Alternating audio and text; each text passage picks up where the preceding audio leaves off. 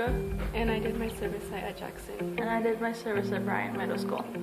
Our theme is identity. My concept is internalized racism, and what that means is persons being racist among their ethnic groups and including themselves. And sometimes those feelings are of shame and hatred and dislike among us. And one of the causes for that might be people who bully you from your own ethnic groups and treat you different than everybody else, and that makes us less valuable and special from us. But if we could point out the positive and the stereotypes that we have in our own ethnic groups, then we can prove that we are part of who we are, and a person of color is what makes us unique. I chose color consciousness and double consciousness as my concepts.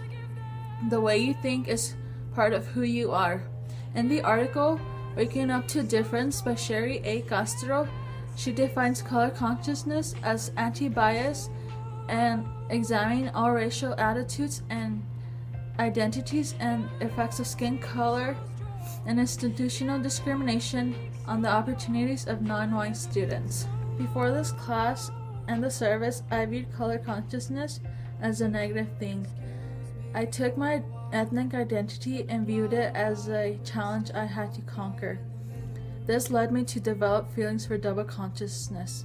Double consciousness is when someone looks at themselves through someone else's eyes. At Bryant Middle School, they view color consciousness in a positive way. They took pride in their ethnic and racial identities. They weren't afraid to account their decisions based on their cultural.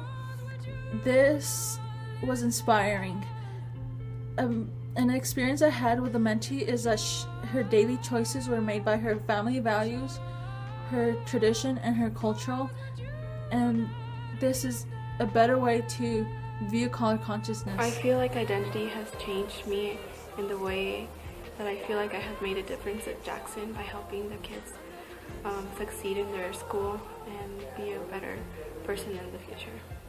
My identity has changed in several ways, such as I am more aware of my cultural, ethnic, and racial identities since I started at Bryant Middle School. Excuse me for a while I'm wide-eyed and I'm so damn caught in the middle.